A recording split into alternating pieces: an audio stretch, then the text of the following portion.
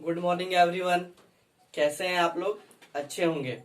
आपका YouTube channel में आप लोग का स्वागत करता हूं। मैं विशंबर पांडे। आज एनसीईआरटी बेस्ड फिजिक्स का जबरदस्त टॉपिक पढ़ने वाले हैं, इलेक्ट्रिसिटी, विद्युत। ये बेसिकली हिंदी मीडियम कॉन्सेप्ट है और हिंदी मीडियम को ही हम लोग ज्यादा यूज करेंगे, है ना। तो आज का जो ये चैप्टर है ना, फिजिक्स का एकदम दमदार चैप्टर है। इसको हम लोग जितने मतलब कॉन्सेप्ट, बेसिक कॉन्सेप्ट को अच्छे से अच्छे क्लियर करना है। क्यों? क्योंकि इसको हम लोग को 11th में भी पढ़ना है, 12th में भी पढ़ना है। जैसे हम लोग बोलते हैं ना कि करंट मार रहा है, इलेक्ट्रिसिटी से हम लोग देखा जाए तो आज हर एक जगह चप्पे चप्पे इलेक्ट्रिसिटी यूज होती है। घर में टीवी, लाइट नहीं है, मन नहीं लगेगा। AC, fridge, washing machine, cooler, everything is depend on electricity.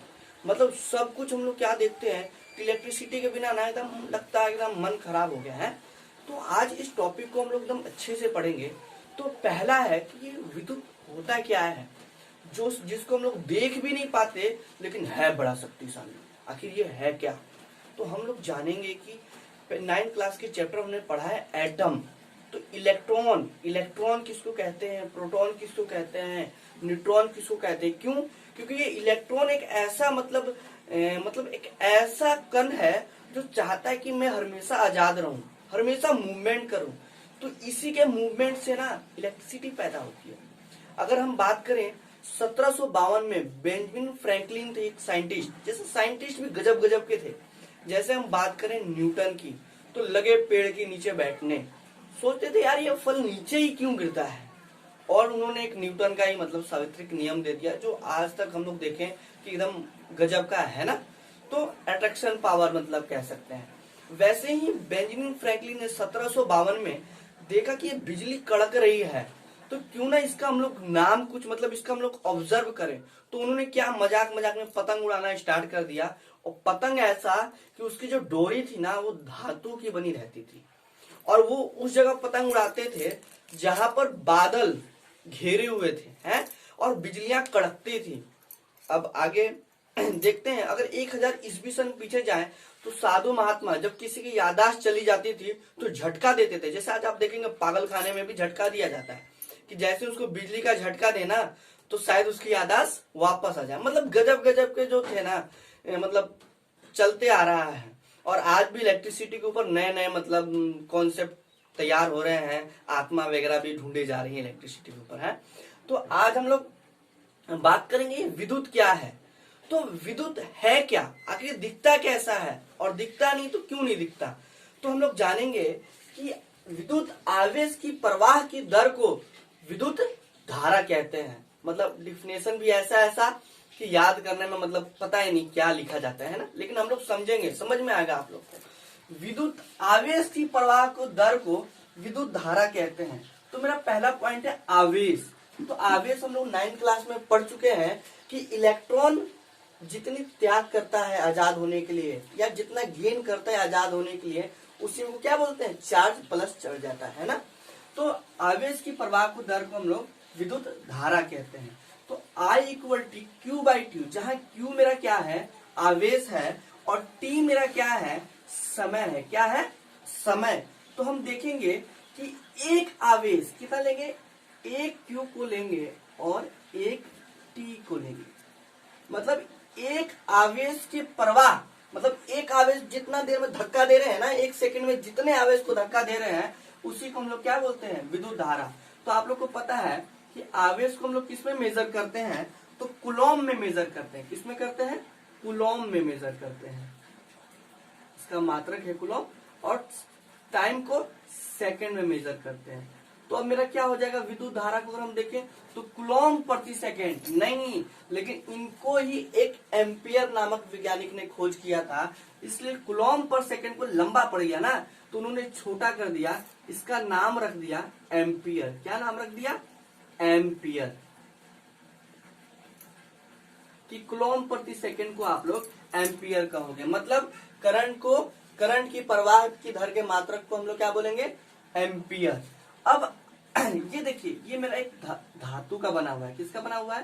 धातु का। जैसे आप लोग ने घर पे भी देखा होगा कि एल्युमिनियम का हम लोग वायर यूज करते हैं, या कॉपर का वायर यूज करते हैं, तो ये देखिए ये एक वायर है, क्या है, एक वायर। एग्जाम्पल में आप लोग इसी को देखो, ये मार्कर है हमारा, तो वायर भी हमारा ऐसा मोटा होता है, लेकिन अगर हम देखें इस साइड से देखें तो ये गोला होता है। क्या होता है, गोला, मतलब इसका क्षेत्रफल होता है, एरिया होता है। तो हम देखें इसके ऐसे से देखें तो थोड़े से छोटे छोटे से दाने नजर आते हैं, इसमें हजारों लाखों इलेक्ट्रॉन्स, लाखों कण मूवमेंट में रहते हैं। तो जैसे इसमें से हम देखते हैं तो धातु, इसमें से प्रवाह, धक्का निकलता है, मतलब आवेश निकलते रहते हैं, और इसी को हम लोग क्या बोलते हैं, विद्युत धारा। अब हम लोग आते हैं विद्युत परिपथ। ये विद्युत परिपथ क्या है, तो मैं आप लोगों को बताऊं कि घर में जितने भी लाइट वगैरह हम लोग जलाते हैं, या एग्जाम्पल आप देखेंगे कि टॉर्च हम लेते हैं, तो टॉर्च को जैसे ही स्विच ऑन करेंगे टॉर्च क्या हो जाएगा, जल जाएगा। मतलब एक रास्ता तैयार किया गया है। अगर उसमें से एक तार कहीं कट जाता है, हम लोग कितना भी स्विच दबाते रहें, बंद करते रहें, बल्ब जलने वाला नहीं होता है। तो जैसे ही अगर हम बात करें विद्युत परिपथ को, मतलब चालक विद्युत बल्ब, बैटरी या अन्य प्रकार के इलेक्ट्रिक इक्विपमेंट को जिस परिपथ में जोड़ा जाता है उसे ही हम लोग क्या बोलते हैं, विद्युत परिपथ। जैसे विद्युत धारा का सतत एवं बंद परिपथ, क्या होना चाहिए, परिपथ बंद होना चाहिए, कहीं से कटा उटा वायर नहीं होना चाहिए, टूटा फूटा नहीं होना चाहिए, टूटेगा तो लाइट प्रवाह नहीं होगा। बंद पथ को विद्युत परिपथ कहलाता है। विद्युत परिपथ में चालक, बल्ब, बैटरी एवं स्विच, काफी तरह के उपकरण का हम लोग उपयोग करते हैं। जैसे एग्जाम्पल हम लें कि घर में हम लोग ने देखा होगा कि पहले जब हम छोटे बच्चे थे तो एक छोटी सी मार्केट में एक पेंसिल बैटरी आती थी, है ना, जिसको देखा जाए तो एक छोटा सा मुंह आगे से रहता था, जो ये पॉजिटिव और ये क्या होता था, निगेटिव। इसमें हम लोग क्या करते थे, एक वायर लेते थे और इस वायर में एक छोटा सा बल्ब ऐड करते थे, और ये एक रहा, एक वायर का ये कटा हुआ भाग रहा, ये इसके साथ टेप ऐड मार देते थे, और जैसे ही इसको हम लोग जोड़ते थे, मतलब इसको जैसे हम लोग जोड़ते थे तो बल्ब मेरा जल जाता था, और जैसे ही इसको हटाते थे बल्ब मेरा क्या हो जाता था, बंद हो जाता था। मतलब परिपथ अगर बंद है तो बल्ब जलेगा, अगर परिपथ खुला है तो बल्ब क्या होगा, नहीं जलेगा। ये मेरा विद्युत परिपथ का कॉन्सेप्ट हो गया। एक यहाँ हमने बनाया हुआ है, एक बल्ब है, स्विच है, बैटरी है। क्यों बैटरी रहेगा तभी बल्ब होगा, ये जानेंगे क्यों रहेगा बैटरी तभी बल्ब होगा। और ये स्विच है, ये मेरा क्या है, स्विच है। तो ये मेरा अभी खुला स्विच है, तो इसको बंद करने के लिए हमने एक डॉट बिंदु दे दिया। ये सब संकेतिक है, मैं बताऊंगा क्या क्या संकेत होते हैं, ये संकेत है। इससे मेरा क्या हो गया, अब जो है मेरा बल्ब क्या होगा, जलेगा। ये मेरा पॉजिटिव, ये मेरा नेगेटिव, ठीक है। ये मेरा विद्युत परिपथ तैयार हो गया। अब हमारा इंपॉर्टेंट टॉपिक, इसको ध्यान से समझिएगा, विद्युत धारा क्यों बहती है। अभी तक आप लोगों ने जितने भी वीडियो देखे होंगे या जितने भी टीचर ने बताए होंगे, शायद इस कॉन्सेप्ट पे आप लोगों को किसी ने ध्यान नहीं दिया होगा। ये विद्युत परिपथ बहती क्यों है, ये विद्युत आखिर बहता क्यों, क्या जरूरत है इसको बहने का। अगर हम कोई चार्जर ले लें, अगर एग्जाम्पल में अगर एक चार्जर ले लेते हैं, या फिर मैं आप लोग को एग्जाम्पल में बताता हूं, ये जैसे मेरे पास एक उपकरण है, ये एक स्विच है, अगर मैं इसको ऐसे ऐड करूं क्या विद्युत परिपथ हो, मतलब बिजली बहने लगेगी, नहीं बहेगी। क्यों नहीं बहेगी, तो इसके ऊपर रीजन है, इसको हम लोग समझेंगे। समझने का जरूरत यह है कि आप लोगों ने एक कोई तालाब देखा होगा जिसमें पानी इकट्ठा है, तो जब तक तालाब में पानी इकट्ठा है और उसके बगल में ही किसी पाइप के द्वारा हम नीचे गड्ढा कर दें और पाइप का डायरेक्शन उसके डाउनवर्ड कर दें, मतलब नीचे की तरफ कर दें, तो पानी मतलब अपने आप क्या है उस छोटे से गड्ढे में भरना स्टार्ट हो जाएगा। लेकिन वही गड्ढा अगर हम उसके ऊपर कर दें तो क्या पानी बहेगा, नहीं बहेगा। लेकिन ये बहा कैसे, तो इसके अंतर के कारण बहा। किसके कारण, इसके अंतर, मतलब उसका डिस्टेंस जो था ना, मतलब उस पानी के लेयर का डिस्टेंस जो था ना वो अलग अलग था, इसलिए पानी बह रहा था। अगर एग्जांपल हम ले पानी का टंकी में देखें हम लोग, जैसी नल ऑन करते हैं तो पानी उसमें से निकलने लगता है। भाई क्यों निकलने लगता है, क्यों, क्योंकि पानी की टंकी की हाइट ऊंची है और नल की हाइट नीची है। अगर वही अगर हम लोग उसको बराबर कर दें, क्या कर दें, बराबर कर दें, तो पानी नहीं बहेगा। यही कारण है विद्युत कैसे बहती है, आप लोग समझ गए होंगे। तो हम लोग पढ़ते हैं,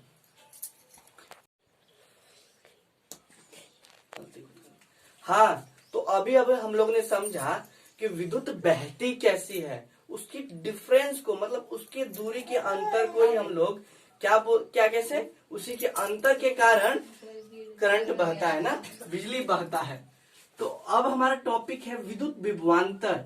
ये विद्युत विभवांतर ही जो है ना वो अंतर है विद्युत में। याद रखने वाली बात है, किसी विद्युत परिपथ में एकांक आवेश मतलब एक आवेश को एक बिंदु से दूसरे बिंदु तक ले जाने में किया जाने वाला कार्य विद्युत विभवांतर कहलाता है। एग्जाम्पल देखिए, समझिए एकदम गौर से।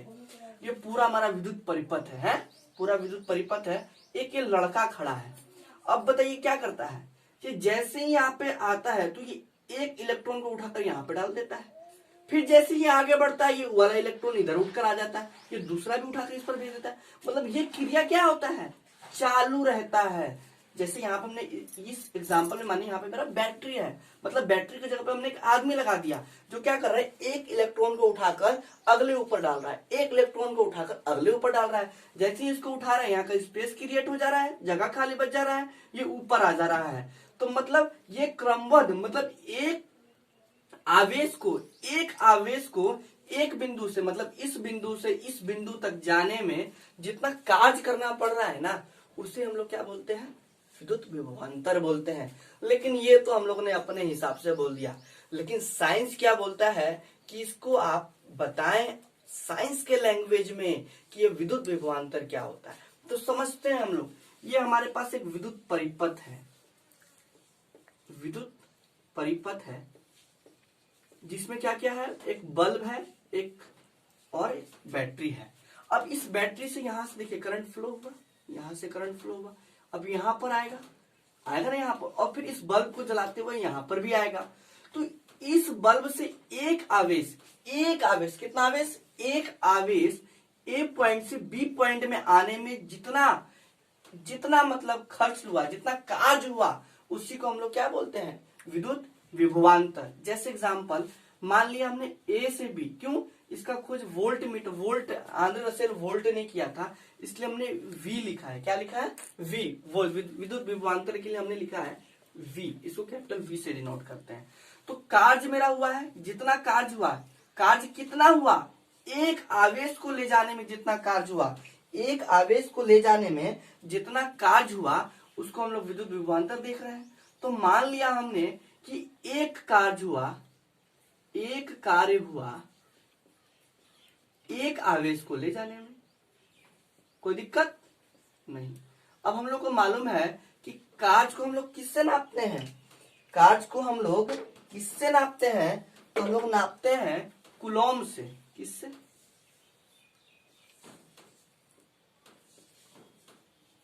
सॉरी, कार्य करने में जो ऊर्जा खत्म होती है उसको हम लोग बोलते हैं जूल। क्या बोलते हैं, जूल। और आवेश को किससे मापते हैं, कूलॉम से। अब क्या हम हर जगह वो विद्युत विभवांतर को ऐसे लिखेंगे क्या, नहीं, ऐसे नहीं लिखेंगे। इनकी खोज की थी आंध्र रसेल वोल्ट ने, इसलिए कैपिटल वी का जो मात्रक है स्मॉल वी होता है। क्या होता है, स्मॉल वी, इसको बोलते हैं वोल्ट। क्या बोलते हैं, वोल्ट। अगर आपसे पूछे कि विद्युत विभवांतर का एसआई मात्रक क्या है, तो क्या बोलेंगे, वोल्ट बोलेंगे। क्या बोलेंगे, वोल्ट। और विद्युत धारा का क्या होता है, एम्पियर। क्या होता है, एम्पियर। अब हम लोग मिलते हैं नेक्स्ट डे कुछ आगे इसी टॉपिक को आगे बढ़ाते हुए। थैंक्स और लव यू।